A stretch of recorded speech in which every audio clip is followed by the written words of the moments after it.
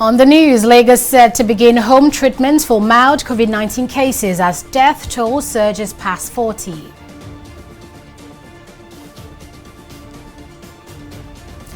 Nigeria's diaspora remittances drop as COVID-19 impact worsens. And UK begins hydrochloroquine trial as treatment for COVID-19.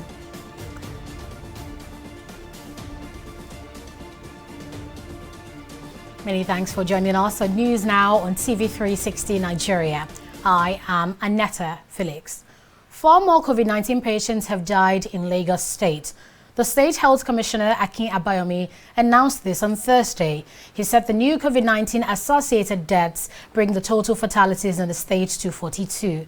The State Health Commissioner also announced that mild coronavirus cases will henceforth be managed at home. Abayomi explained that the state government is making efforts to flatten the curve and urged members of the public to confirm their coronavirus status if they felt ill.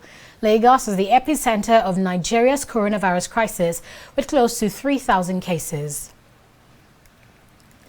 Over 80 workers in a company in Oyo State, southwest Nigeria, have tested positive for COVID-19.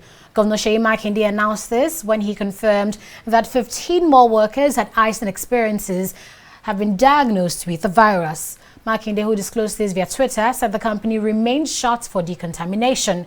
He also adds that contact tracing of persons linked to the infected staffers are ongoing. The governors also revealed that 2 more COVID-19 patients in Oyo have recovered from the infection and have been discharged. Medical workers in Nigeria can now leave home to discharge their duties at medical facilities across the country. This comes as the Lagos State branch of the Nigerian Medical Association reversed its stay-at-home order, which it imposed from 6 p.m. on Wednesday, May 20th, 2020. In a statement on Thursday, NMA Chairman Saliu Seni said, and the Secretary of the Association, Murunkola Ramon, said the decision to reverse the order became necessary after the Nigerian Police Force and the Lagos State Governor Babajide Sanwo-Olu assured the safety of all health workers. Oseni added that the Nigerian Police Force contacted the association to clarify matters arising regarding the lockdown and the movement of essential workers amid the COVID-19 lockdown. The NMA has also assured its members that no health worker would be harassed in the course of performing their lawful duties.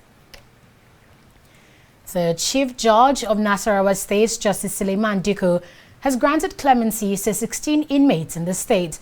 Justice Diko ordered their release on Thursday when he visited a correctional facility where the inmates were held in Lafia, the Nasarawa state capital. According to him, his action is in compliance with the directive of the Chief Justice of Nigeria, Justice Tanko Mohammed, to decongest correctional facilities across the country as part of measures to curb the spread of COVID-19. The beneficiaries who were held at the Medium Security Custodial Center of the Nigeria Correctional Service in Lafia were freed after the Chief Judge of the state paid their fines. The National Human Rights Commission, NHRC, has charged the federal government to draft a new guideline to guide operations at various isolation centers across the country. Executive Secretary of the Commission, Tony Ojukwu, gave the charge while reacting to reports of stigmatization of COVID-19 patients in Nigeria. This next report has details. Recently, the body saddled with managing Nigeria's COVID-19 fight, the Nigeria Center for Disease Control, raised alarm on stigmatization of COVID-19 patients in the country. Since then, it has launched various campaigns to boost the reintegration of these survivors into the society. While this move by the NCDC has been yielding results, the Nigeria Human Rights Commission is recommending other ways to manage the situation. You could see people narrating a lot of stories about their experiences in the so-called isolation centers, which in the first place we think these isolation centers is the stigmatization name. There's some stigmatization attached to that. The proper name should be treatment centers, so that it doesn't carry any stigma with it. And that's why people are running away. People once you tell them that they are positive, they take off. They don't want to go there. You could see some demonstrations in Gombe, when people trooped out from the center and mixed up with people along the streets. You could see some complaints from Kano. You could see some complaints in Jos, So it was obvious that the missing gap was that the way these centers were being run were not in line with the guidelines. They were not in line with minimum standards because even though those places are treatment centers, they are also a detention center in a way. To contain the COVID-19 pandemic, the Nigerian government joined other world leaders to impose a lockdown in major affected states. This saw a rise in human rights violations across the country. The NHRC has now advised the federal government to consider the present realities in the country before imposing any more lockdowns. 104 complaints in 3 weeks, then 105 complaints in 2 weeks. You can really see that the rate of violation of human rights reduced more, but still they were still violation of human rights. And we saw video clips of where people were staying in front of their houses and they were being molested by security agents. So it is not the same if you say enforce a lockdown in London or Washington, you therefore say enforce a lockdown in Nigeria. The conditions are not the same. The infrastructure is not the same. With close to 7,000 COVID-19 cases, health experts say Nigeria is yet to reach its peak in the pandemic. This has raised concerns that the government may adopt stricter measures to flatten the curve of the disease, which may in turn lead to more human rights violations. Fidelia Aguncha, TV360, Lagos. For the first time in 10 years, Nigeria is likely to experience a decline in its diaspora remittance owing to the economic impact of the outbreak of coronavirus across the world. The World Bank had projected a 20% decline, dropping from $25 billion in 2019 to $20 billion in 2020. Experts have now been reacting to the effect of this on the Nigeria's economy. Adeshwa Odushaga files in this report. Nigerians who have relatives abroad may experience a drop in their source of livelihood, owing to a decline in the diaspora remittances into the country. The economic lockdown as a result of the outbreak of the coronavirus pandemic in many of the developed countries have halted economic activities, taking its toll on the income of many Nigerians living abroad. The coronavirus pandemic brought the world to its knees, crippling even the biggest economies.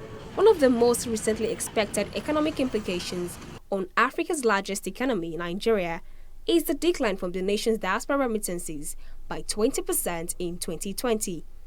These remittances are personal monies that have influenced livelihoods and are used as social safety nets by families and communities and also by commerce and industry here in Nigeria. Some of it is used to pay school fees, definitely that will be affected. Some of it is used for health, that will be affected. Some of it is used for social events like funerals, weddings, naming ceremonies, and the others. All those will be affected. There will be a drop, definitely. But the point also is that the Nigerians abroad are in different categories. There are those who are in tenure appointments and are likely to retain their jobs. There are those who are on like casual or self-employment that will be highly impacted. So it's going to mix effects on Nigerians abroad. This is the first time the Nigerian diaspora remittances will be dropping in decades. But with over 40 million Nigerians living abroad, there are speculations that despite a decline, history may repeat itself, where the remittances would likely exceed earnings from crude oil as witnessed in 2018. Diaspora remittances will keep coming because Nigerians are there. They have no other home country than Nigeria. No matter how long they stay there, Nigeria is still their home. So we should expect that to continue to rise. In fact, after COVID-19, we expect it to go back to its former level. What we need to do as a country is also to exploit that area, to take the interest of Nigerians abroad into an asset Even with the drop in remittances, the amount that is coming in is still quite substantial, because if you remove 20% of $25 billion, you are still having about $20 billion coming in. By the time things pick up towards the third and fourth quarter, you may see an upsurge.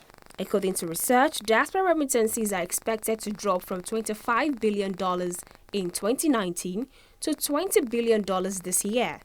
Economic experts have now warned that it is high time the federal government began to invest more in diaspora remittances, which they say is slightly affected compared to the impact on crude oil prices in 2020. Adeshawa Odushoga, TV360, Lagos. Global cases of the novel coronavirus has crossed the 5 million mark after the world recorded its highest single-day toll. According to the World Health Organization, over 106,000 cases of the infection was recorded across the world in the last 24 hours to bring the total figure to 5,104,922 cases. WHO President Tedros Ghebreyesus confirmed this at a briefing in Geneva on Wednesday evening. We still have a long way to go in this pandemic. In the last 24 hours, there have been 106,000 cases reported to WHO, the most in a single day since the outbreak began. Almost 2/3 of these cases were reported in just 4 countries. But in good news, we're making progress on the research and development agenda, which was mapped out in February at the research and development meeting convened by WHO. That roadmap has now given rise to the Solidarity Trials, which now include 3,000 patients in 320 hospitals across 17 countries, and to the Access to COVID-19 Tools Accelerator. Health workers in the United Kingdom have begun trials to test the efficacy of 2 anti-malarial drugs, chloroquine and hydroxychloroquine, in the prevention and treatment of COVID-19. The trial is led by the University of Oxford and would be administered to over 40,000 healthcare workers from Europe, Africa, Asia and South America. All the participants are staff who are in contact with COVID-19 patients. Meanwhile, the Russian Sovereign Wealth Fund and a leading pharmaceutical company, Kemra, have announced a good news in a COVID-19 drug trial. Kemra announced that 60% of the 40 COVID-19 patients who took the favipiravir drug tested negative for COVID-19. We'll take a break here and bring you up to speed with an accident in Lagos and more.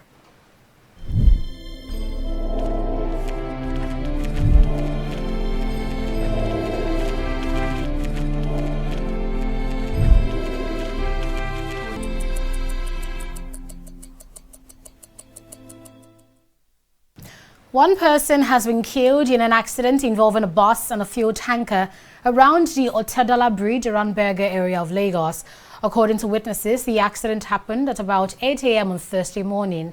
They say the body of the deceased, who's a woman, has been taken to the morgue, while about 7 others who sustained injuries from the accident have been hospitalized. TV360 Nigeria visited the scene of the accident and spoke to eyewitnesses who narrate how the disaster happened.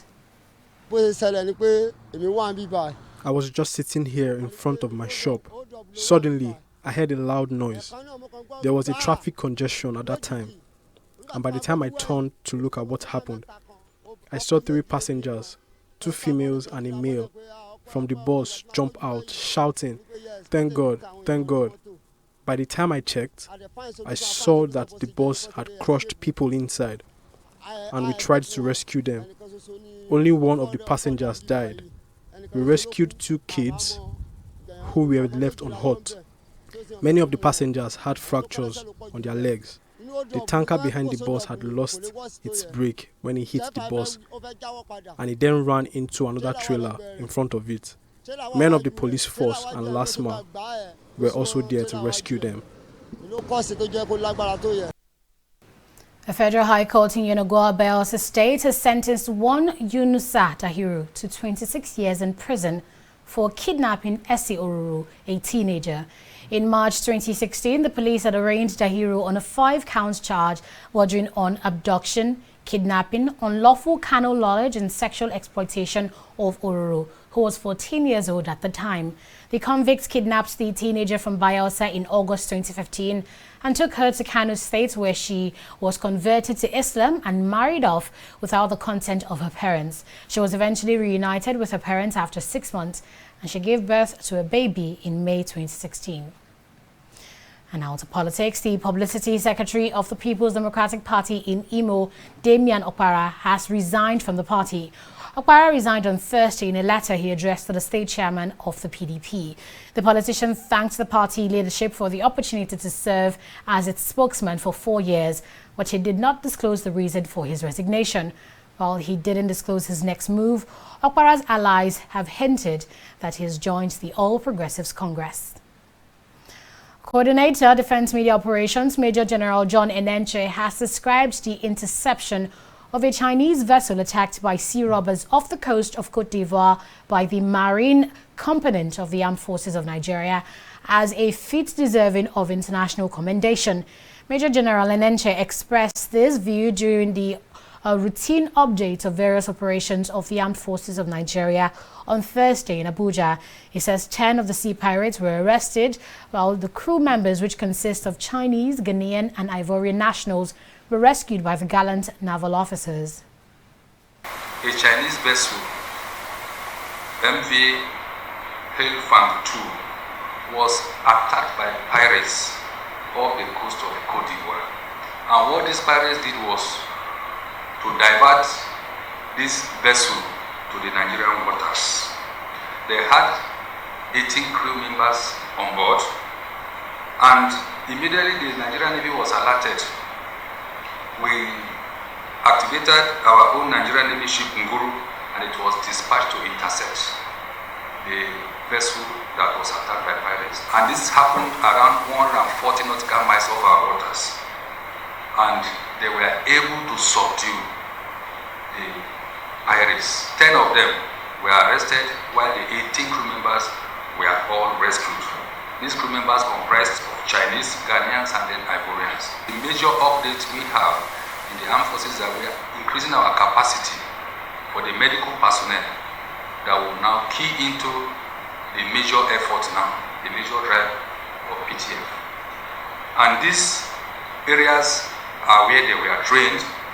We have the headquarters of 1 division in Kaduna, headquarters of 6th division in Port Harcourt, headquarters of 7th division in Maiduguri, headquarters of 81 division in Lagos, headquarters of 82 division in Enugu, all this one from the Nigerian Army. Then we have from the Navy, the Eastern Naval Command headquarters in Calabar. And from the Air Force, we have the Tactical Command headquarters in Makoti. Nigeria generates an average of 42 million tons of waste annually, a big problem for the fast-growing country of almost 200 million people. To cut back on the waste, a green initiative, EcoBatter, is teaching women how to turn waste to wealth. This next report has the details.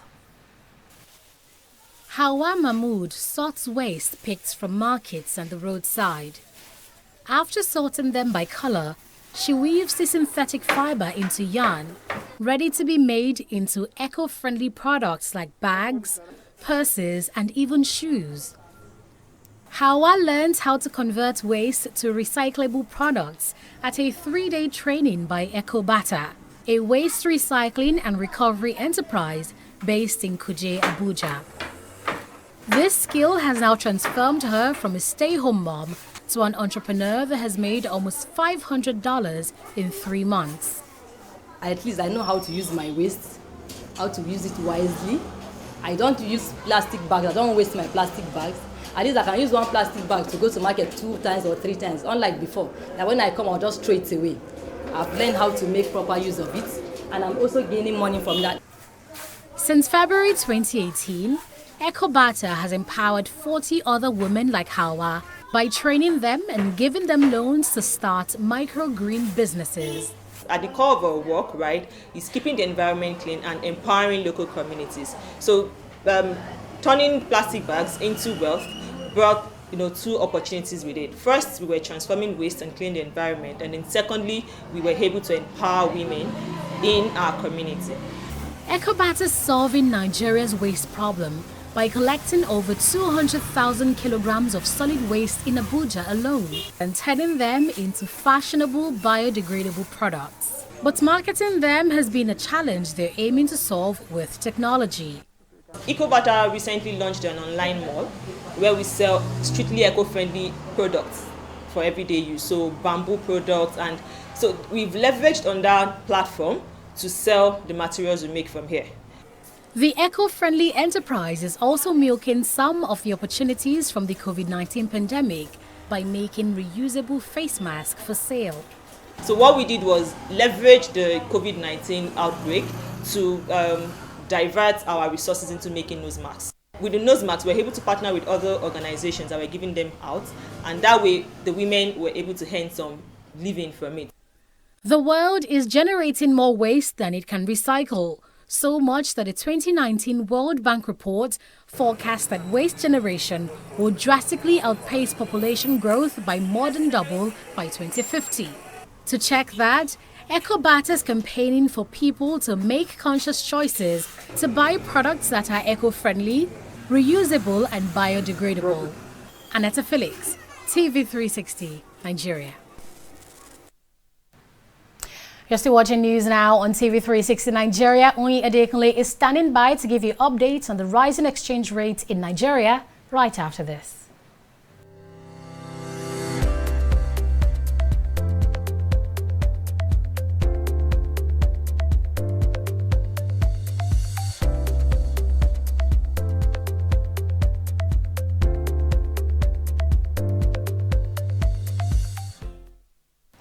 You're welcome back. We're now joined by Onyi Adekunle for that news on the rising exchange rates in the country. What's the update, Onyi? Oh, thank you, Aneta. The Association of Bureau de Change Operators of Nigeria has warned its members and forex speculators putting pressure on the Naira to stop the practice or risk losing their money.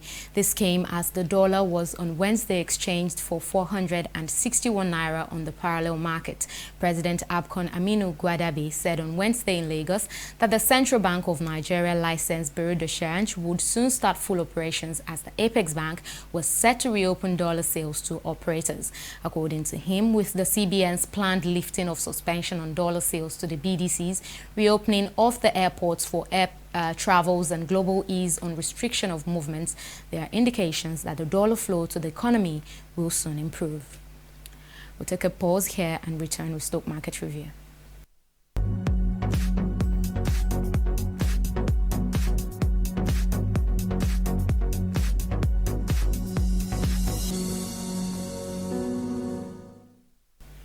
The bulls maintained their rally on the NSE today as investors continue to seek bargain hunting opportunities. Crucial market indicators closed at 1.25% higher, while investors gained up to 159 billion naira in value as market capitalization closed at 12.9 trillion naira, and that's compared to 12.7 trillion naira in previous session. This upturn was impacted by gains recorded in medium and large capitalized stocks, amongst which are Mobile of course gaining as much as 17 naira 60 kobo to close at 194 naira and 50 kobo.